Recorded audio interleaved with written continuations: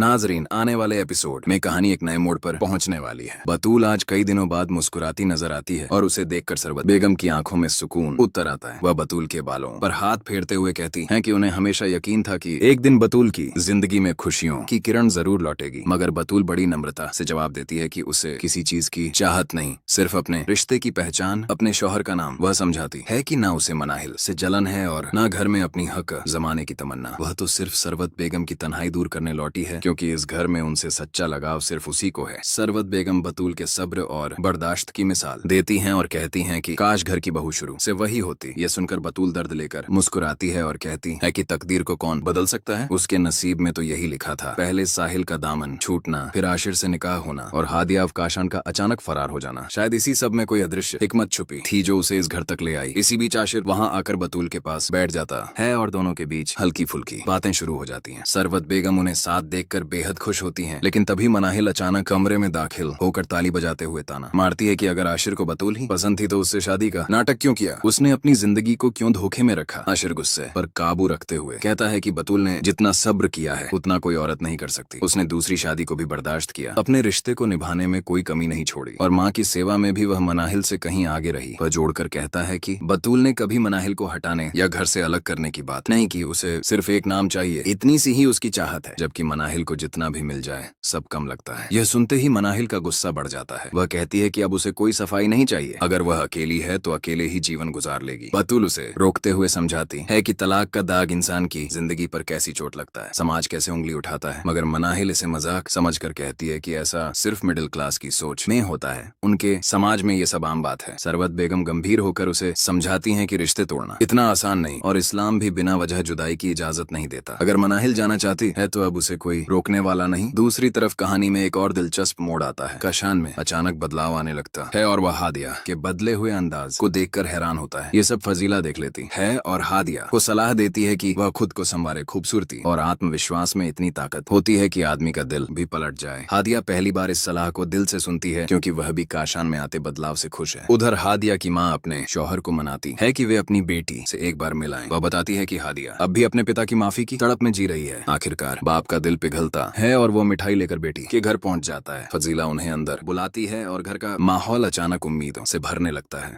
Drama भूल के आने वाले एपिसोड बेहद रोमांचक होने वाले हैं। काशान की माँ अब इस कशमकश में है कि क्या वह हादिया को घर से निकालकर अपने बेटे को वापस ले आए या नहीं। वहीं दूसरी तरफ हाशिर की जिंदगी एक नए मोड़ पर आने वाली है। हॉस्पिटल से लौटते वक्त जब वह मनाहिल की गाड़ी को अपने सामने से गुजरते हुए देखता है, उसका दिल बेचैन हो उठता है। शक के साए में वह मनाहिल का पीछा करता है और देखता है कि मनाहिल एक रेस्टोरेंट में फैजान से मिलने आई है। यह नजारा देखकर हाशिर के तो पैरों तले जमीन खिसक जाती है। वह बिना किसी हंगामे के चुपचाप वहाँ से लौट आता है। घर पहुंचकर हाशिर अपने कमरे में बैठा सोचता रह जाता है। कुछ देर बाद जब मनाहिल वापस आती है तो वह उससे पूछता है कि वह कहाँ थी। मनाहिल झूठ बोल देती है कि वह अपने बीमार पिता से मिलने गई थी। हाशिर समझ जाता है कि कहीं ना कहीं बात गड़बड़ जरूर है। उसी परेशान मन से वो हॉस्पिटल पहुंचता है तो देखता है कि बतूल सरवत बेगम के बाल संवार रही है। सरवत बेगम बतूल से अपने पुराने रवैये पर शर्मिंदगी जताते हुए कहती है कि इतनी सच्ची और अच्छी लड़की की कदर उनके बेटे ने नहीं की। मगर बतूल बड़े सलीके से कह देती है कि अब उन बातों का कोई फायदा नहीं, वह सिर्फ सरवत बेगम की सेहत के लिए वहाँ है। यह सब हाशिर बाहर खड़ा सुनता है और सोच में पड़ जाता है कि कहीं उसने अपनी जिंदगी का सबसे बड़ा फैसला गलत तो नहीं किया। उधर काशान गुस्से में साहिल के घर पहुंचकर उसका गिरेबान पकड़ लेता है। उसे यकीन है कि साहिल ने ही हादिया को भड़काया है कि वह